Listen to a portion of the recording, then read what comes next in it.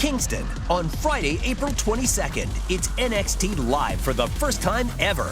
Experience a historic night of incredible action as the next generation of WWE superstars make their triumphant debut in Kingston. Don't miss the worldwide phenomenon. The future is now. This is the place to be! This is NXT! It's NXT Live in Kingston, Friday, April 22nd. Tickets are available. This is Mick Foley. This is Harley Race. This is Shelton Benjamin. This is Mr. Wonderful Paul Orndorff. This is the Monster Abyss. And this is Daniel Bryan. This is JBL, and you're watching the MWF. Be there live.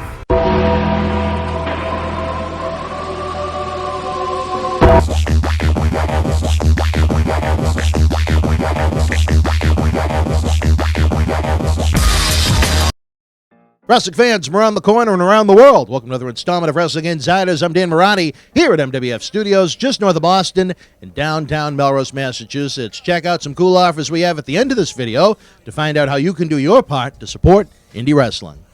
It's the Super Bowl of wrestling, the granddaddy of them all, yes, WWE WrestleMania 32. It's been a year in the making from when the lights went out in San Jose, when Seth Rollins escaped with the WWE World Heavyweight Championship. The week the WWE and other wrestling organizations put together in Dallas was the biggest of all time, beyond any shadow of a doubt.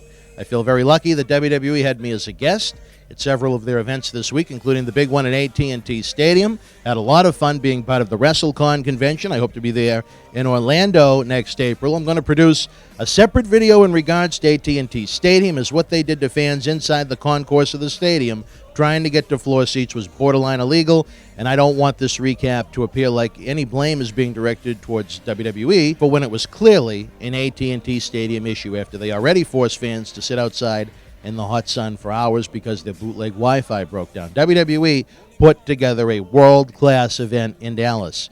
In the opening contest for one of the WrestleMania countdown shows, the WWE United States Champion Kalisto retained the title over Ryback in what you might consider an upset.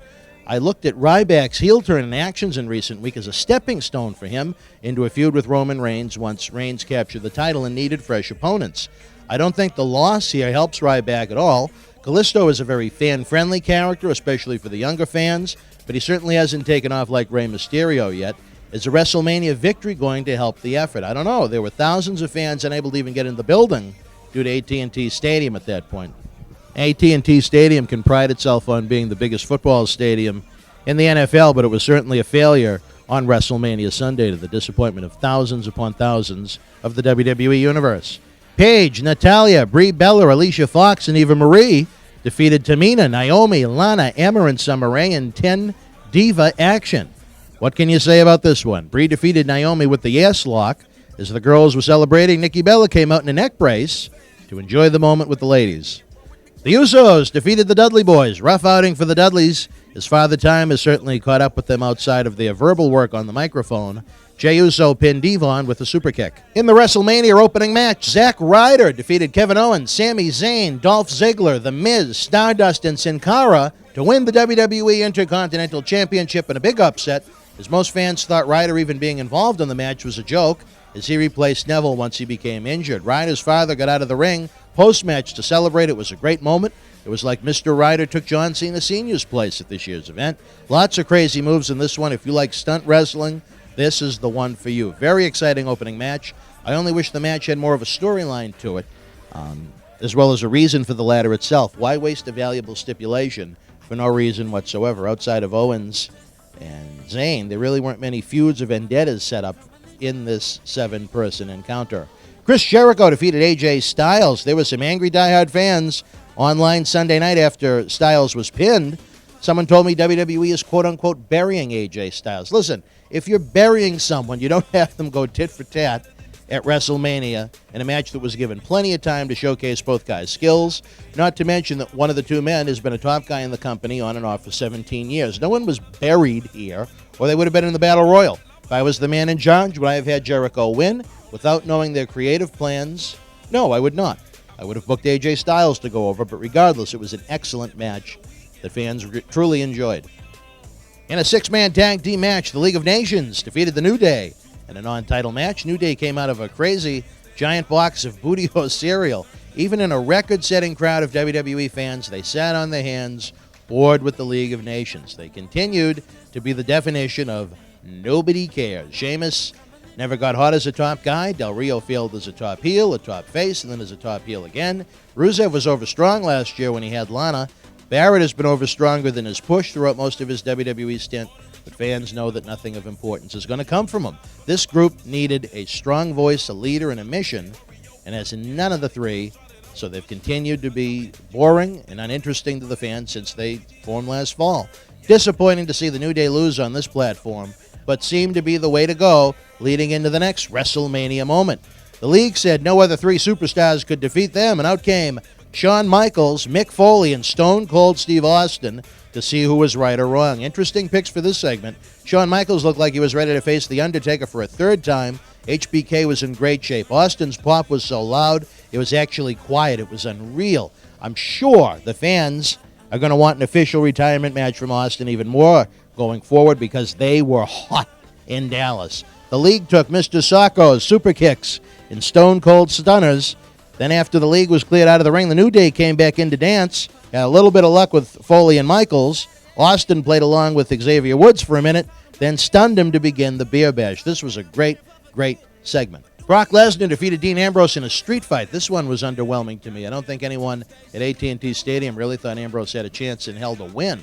Lesnar would hit suplexes, Ambrose would recover and try and find a weapon, repeat. Wasn't a bad match at all, but it was like a movie where you could see the ending coming from a mile away. Ambrose took a beating in this one, and at the very least, he had to have earned the fans' respect. You have to wonder what's coming next for Brock Lesnar beyond what the original plans for him were with the Wyatt family. What does WWE have to do to put Lesnar in a place where fans think Lesnar has a chance to lose? Should Lesnar still be the champion? I think so. I don't know about you. I'm not a fan of Snickers candy bars, but I thought their commercial with Ric Flair was fantastic. The crowd live ate it up, no pun intended, and it's certainly worth a free plug for the candy bar. Howard Finkel got his annual WrestleMania spot announcing the class of 2016 WWE Hall of Famers. A shame someone with such a great set of pipes like Howard certainly isn't used more often to introduce talent at big events. Sting, the Fabulous Freebird, Stan Hansen, the family of the Big Boss Man, The Godfather, Jacqueline, Snoop Dogg, and Joan London were all brought out to wave to the giant crowd on hand. Now, let the debate begin. Who will be inducted into the WWE Hall of Fame next year in Orlando? And a match to crown the first WWE Women's Champion, WWE Divas Champion Charlotte defeated Becky Lynch and the lovely Sasha Banks in a triple threat match. The ladies were given over 15 minutes to put together one hell of a match that the fans certainly didn't see in the 10 Diva match during the pregame show. I thought the Divas Revolution last summer was a giant failure, mainly because it focused on the Bellas and their lousy-looking wrestling moves throughout the duration. But the girls involved with this project, 3 athletes, they've done a remarkable job, and I'm very happy that they were given such a strong position at WrestleMania. Sasha came out with her cousin Snoop Dogg, starting to wonder if we might see a title change with her tribute to the late Eddie Guerrero, but Charlotte retained one of the best women's matches in WrestleMania history, to say the least. The Undertaker defeated Shane McMahon in a Hell in the Cell match, where The Undertaker would have never been able to compete at WrestleMania again if he lost. And as a result of Shane losing, he will not be in charge of Monday Night Raw going forward. I really like this match, maybe more than some fans did. We're all entitled to our opinion, right? The match was given a good chunk of time. They didn't have to rush. It told its story at the pace they wanted to tell it. I'm going to go out on a limb here and guess that Shane McMahon jumping off the top of the cell is going to replace Jimmy Snuka's MSG splash on Don Morocco, at least until the Fly's legal matters are cleared up. Like the Ambrose-Lesnar match, did anyone really think Shane McMahon had a chance to win without some kind of outside interference? It's going to be interesting to see where the angle goes from here if it continues at all. Baron Corbin made his main roster debut, winning the 3rd annual Andre the Giant Memorial Battle Royal, joining Cesaro and the Big Show as past winners. Several surprise guests in this one to go along with the usual suspects, including NBA legend Shaquille O'Neal, Native American Tatanka, and even DDP hustling his yoga. The Dallas Cowboy cheerleaders led The Rock out to the ring. He lit up a giant sign with a flamethrower. The Rock announced the WWE's new attendance record has been set of over 101,000 fans in the WWE's history book, give or take a few thousand in reality. WrestleMania 3, baby. You were the first WrestleMania I was a fan for, and now you are number 2 as far as attendance goes in the WWE record book. Wyatt family finally made their presence felt this year at WrestleMania, confronting The Rock in the ring. Rock actually put Bray Wyatt over on the mic, and he wanted a match. It wound up being The Rock defeating Eric Rowan within 6 seconds. The Wyatts surrounded The Rock, which led to John Cena's music hitting, and boy, did it get loud in Dallas.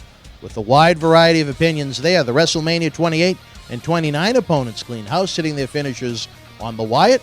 They raised their hands in a measure of respect towards each other, if you might say.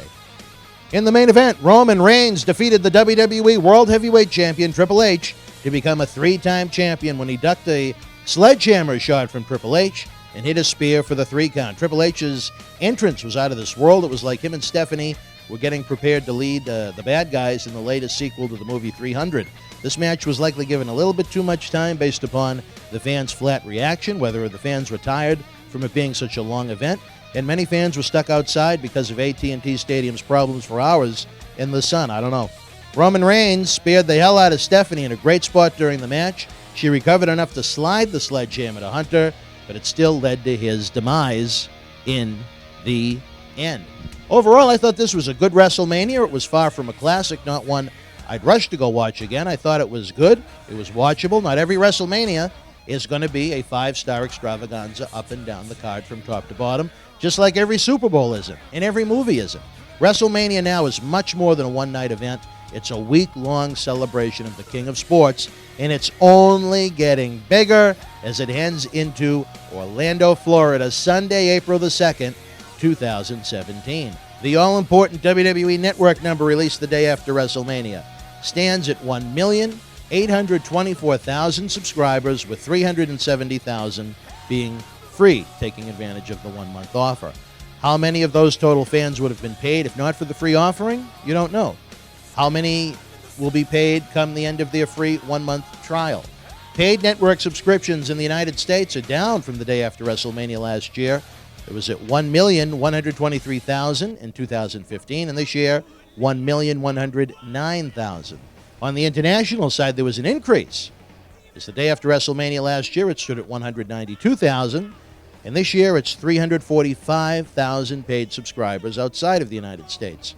We polled fans on Twitter on what they thought of WrestleMania. It stood at 40% thumbs up, 19% thumbs down, and 41% thumbs in the middle. Let us know your thoughts on the biggest event of 2016, and certainly one of the biggest events in wrestling history. Leave your feedback in the comments section below.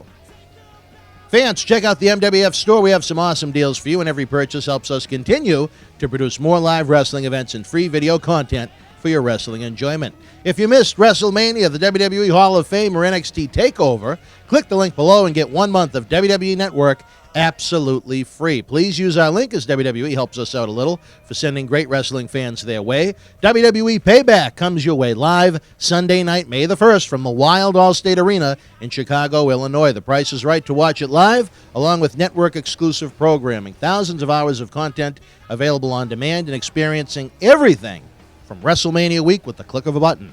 Do your shopping with Amazon.com and WWE Shop.com using our links below, and help support indie wrestling. No matter what you buy on either website, including non-wrestling merchandise on Amazon, we get a thank you from our online partners. Doesn't cost you one extra penny. Fans, the Millennium Wrestling Federation's 15th anniversary celebration is upon us this summer. What we've been able to produce and experience in a decade and a half is amazing, and we're going to keep building more and more great content for your enjoyment anywhere on this planet. Continue to check out the BostonWrestling.com super site. Like us on Facebook. Follow us on Twitter at MWF2001. And subscribe to our YouTube channel with more than 900 free videos. Until we speak again, folks, you and yours, be well.